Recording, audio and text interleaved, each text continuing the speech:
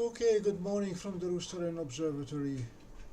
I have a rogue camera and a rogue dog.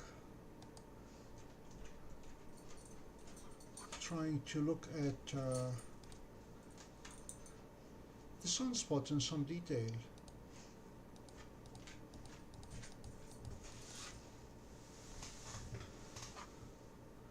Let me grab 500 frames and then stack them.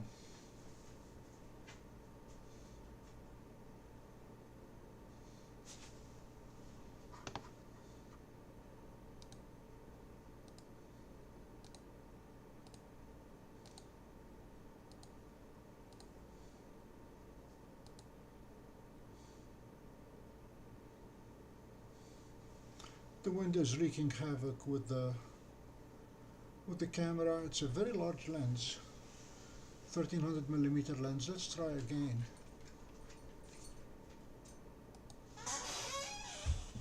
But that is my best bet to take a zoom in of the individual sunspots.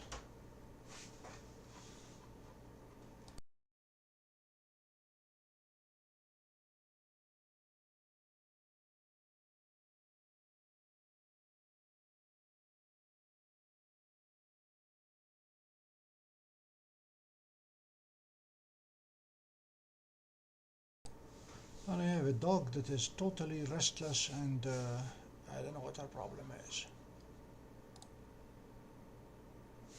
Alright, let's look down at the new sunspots. Uh-oh.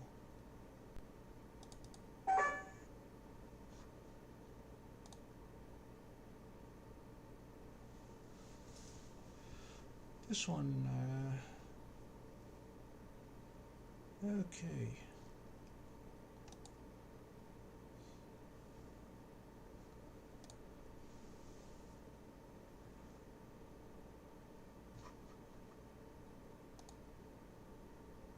Wow.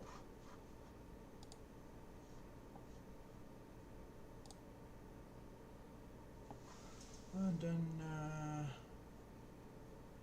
next one.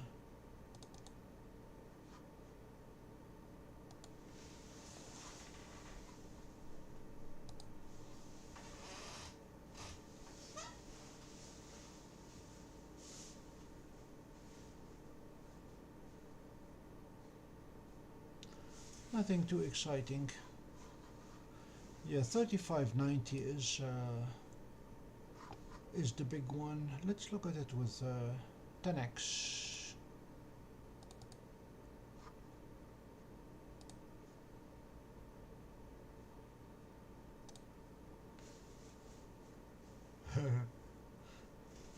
Looks like a skin disease.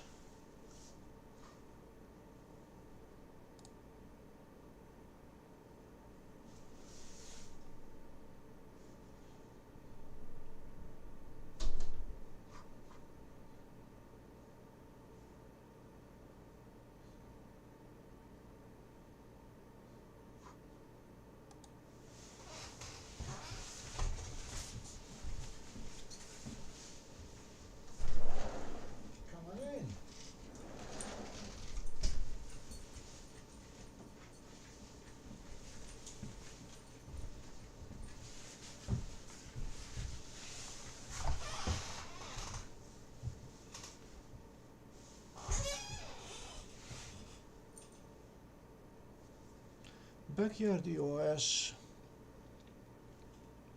allows getting the native image of the Canon sensor, so that it's 1 pixel for 1 pixel per sensor,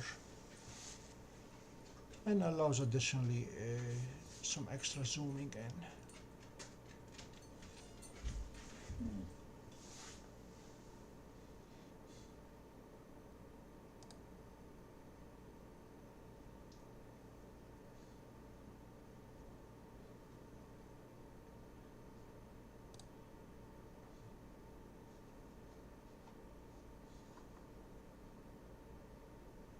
So this is the disk.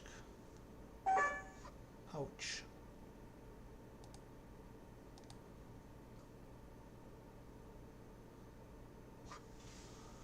The Rokinon 1300mm lens on the Canon 50D, Canon EOS 50D, is mounted on a Celestron 8SE mount, and the challenge here is not so much the weight but rather the inertia. It's a very, very long lens, and the weight is not evenly distributed. The weight is actually on both ends. The camera is heavy. The camera is about 800 grams and the lens is about 2 kilograms, and the glass is on one end and the camera is on the other end, so we end up with a reasonable unbalance.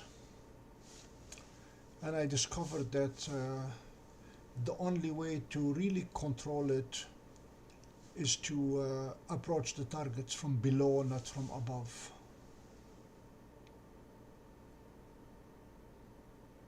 And pretty much the only target that I use on this rig is the sun. I have an ND 100,000 filter on it.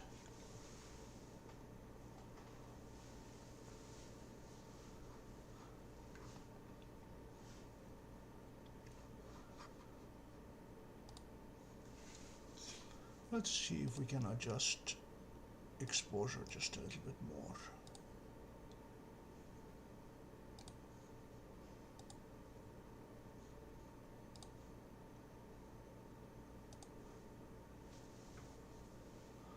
Just a little bit, a touch too dark. 350 will do.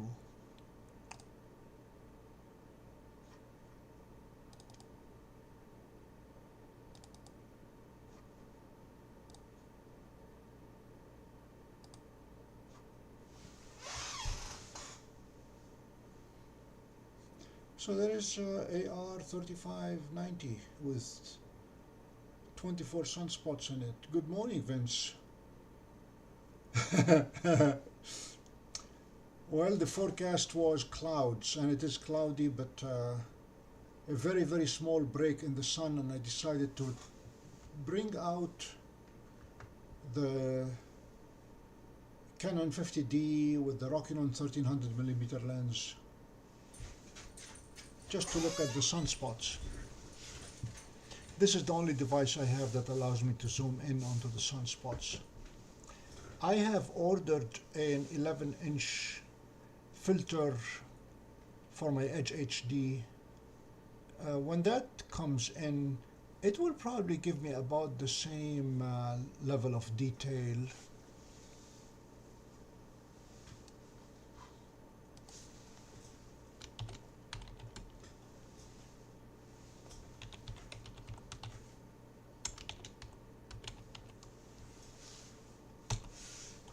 Sorry I bailed out on you yesterday as I was putting things away and you jumped on. Thanks for watching and thanks for coming back.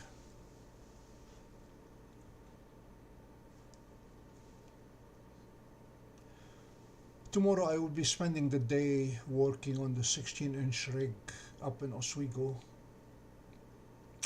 trying to teach the telescope to tell its head from its tail.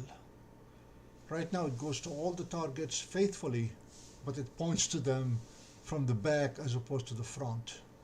We are getting a 16-inch filter for that one in preparation of the solar eclipse.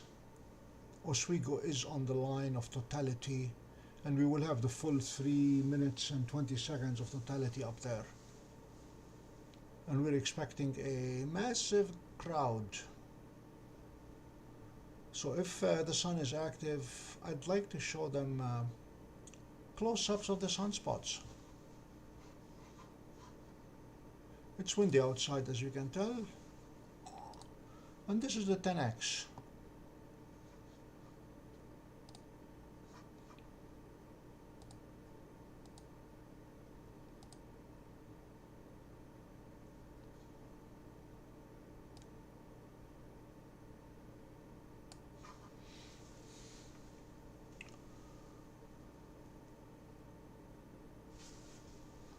Okay, come back.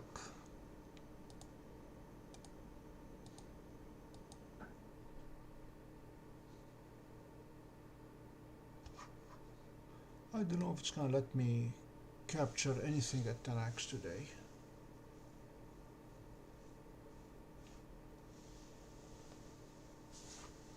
I have a Lunt 50 and I will be using it for the eclipse as well to look at proms, and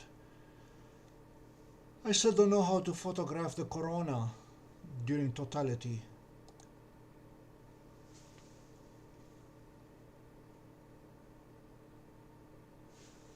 Okay, sorry about that. Let's get out of the 10x.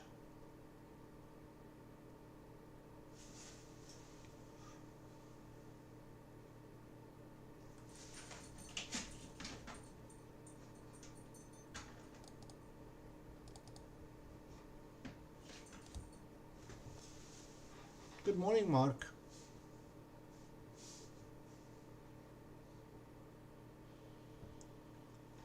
I plan to stream the entire thing. I plan to go live at 8 a.m. on Monday and stay live till 5 p.m. I will have the 16-inch with an ND filter on it. We will have the Lunt 50 with the we'll be streaming live.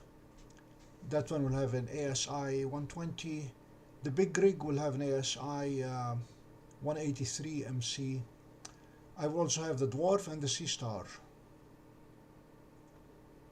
And they will all be streaming at the same time.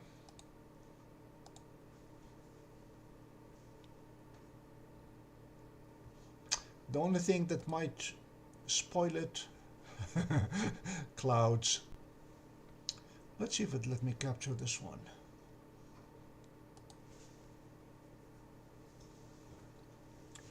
Backyard EOS was my first investment in a piece of software. I started way back imaging with an SL1, a Canon SL1. Gradually went to an SL3 and then got a 50D used. Backyard EOS has a very nice ability of reading the sensor directly and making videos by just opening the sensor and making AVIs. And then I can stack them. This will come out very, very nice, this Sunspot.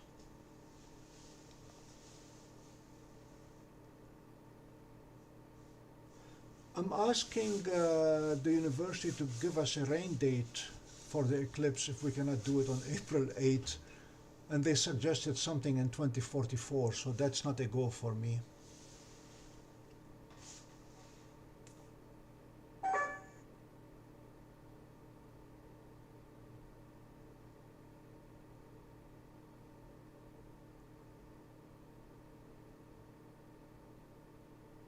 Mark, yeah, the plan is to pull everything into my laptop.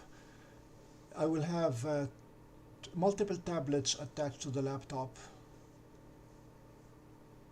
I don't know if you saw my 3 telescope stream a few nights ago when I had Stellina, Seestar and DWARF, each with their own tablet connected to the same laptop.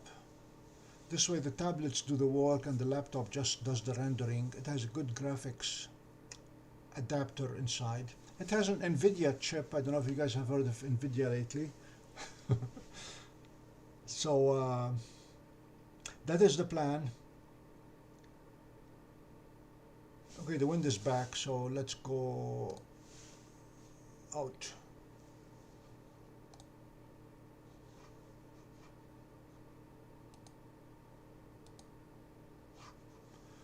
I have a Dell Optiplex i7 in my 8-foot dome with the Celestron Edge HD11, and that gives me, the Optiplex has 6 USB ports, 4 of them USB 3 and 2 USB 2. And the best part is it does not have a screen, so it does not freeze in winter. And that allows me to connect lots of things to it.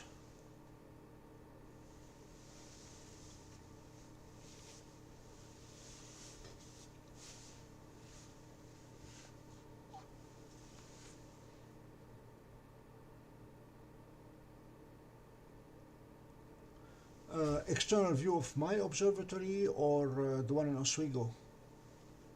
I do have an external view.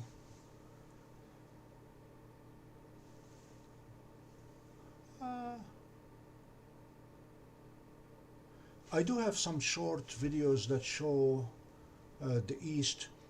Our house is built on the side of a hill, and I have a totally clear view from north through east to south, and I cannot see anything behind me, so west is out.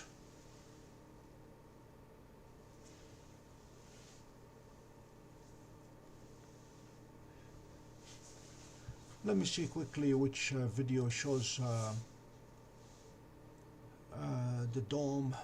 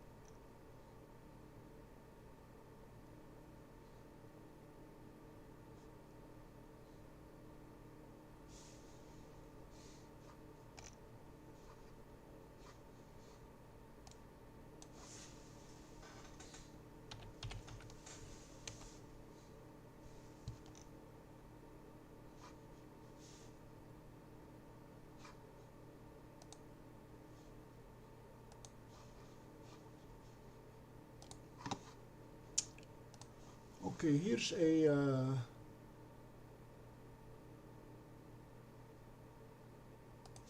here's another link.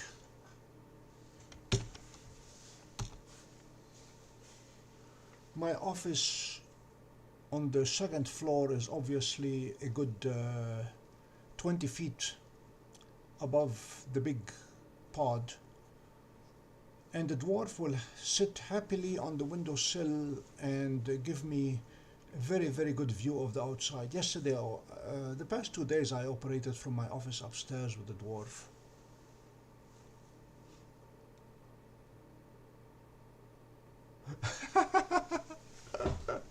Sorry about your neighbor.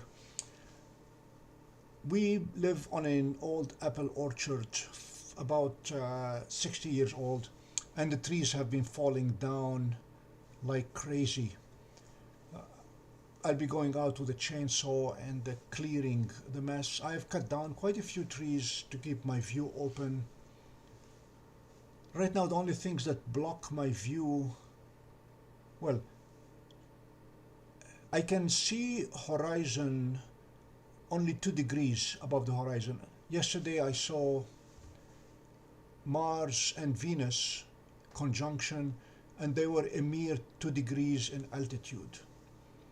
A couple of places I have old maple trees, 40, 50, 60-year-old maple trees that block my view for about 3 or so degrees. But as soon as I'm above 5 degrees, my world is clear from north through east to south.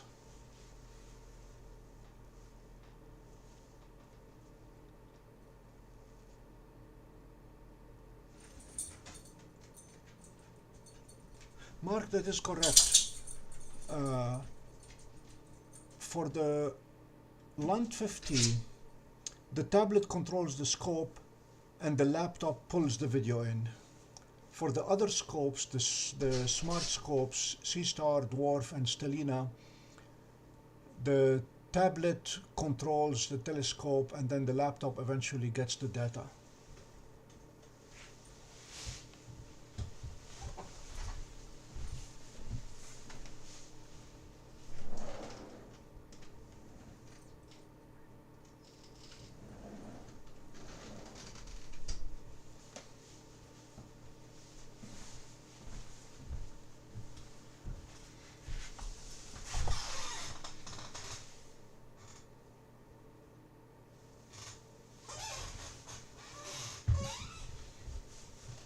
So this is the sun for today. Looks like wind has died again.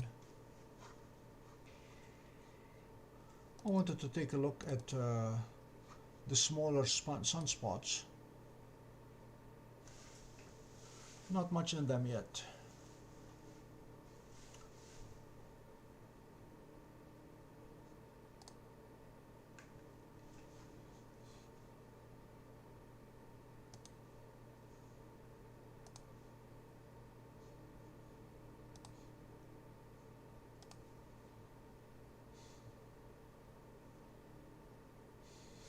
Yeah, they're not as exciting as 3590.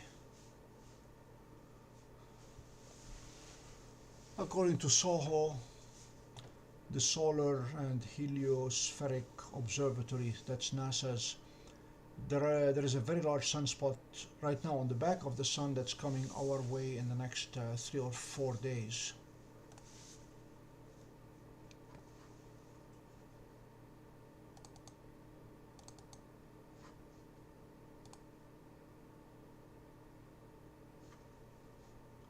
Okay, this one has some darkness in it.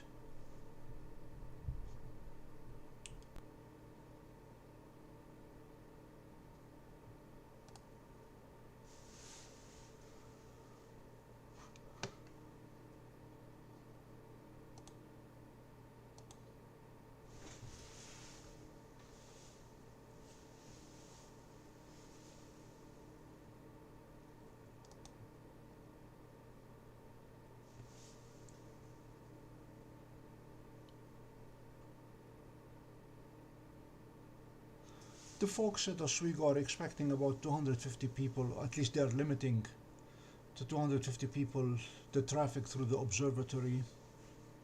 We will have 2 machines for visual observing, an 8-inch Meade.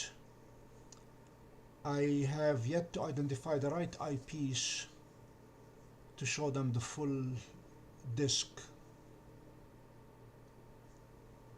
And then we will have a I believe it's a Celestron 110, not mine. Member of the Syracuse Astronomical Society will be setting it up. So there'll be 2 telescopes for visual observing. Everything else is going to be cameras connected to laptops, connected to computers, connected to the internet. And we reached an agreement with the Fort Worth Astronomical Society in Texas, a reciprocal agreement. If they are clouded out, we give them our feed. If we are clouded out, they'll give us their feed. And then there is NASA, obviously. And I think High Point Scientific, closer to you, Vince, than to me probably. It is in downstate New York. They are promising to have teams in 3 different locations to ensure coverage of the eclipse.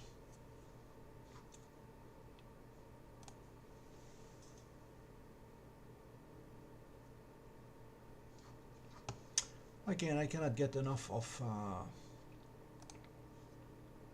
3590. It's a beautiful sunspot.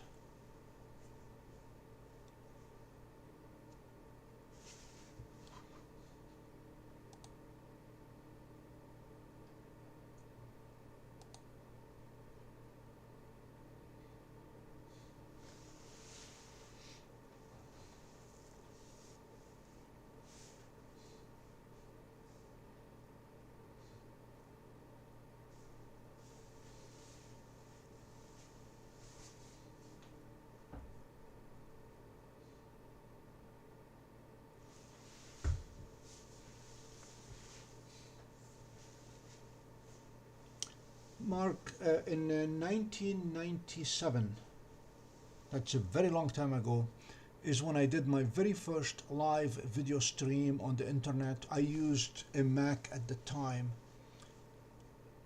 and with real video, and that was the only time I used a Mac to stream. I got so frustrated that I switched to Windows, or was it DOS 3.0 at the time? And I have been Windows, Linux, Android ever since.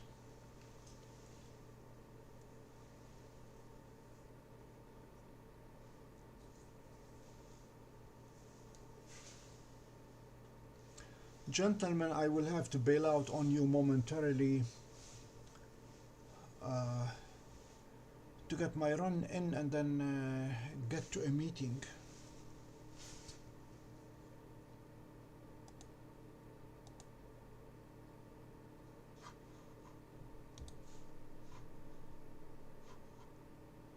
Okay, there goes the wind again.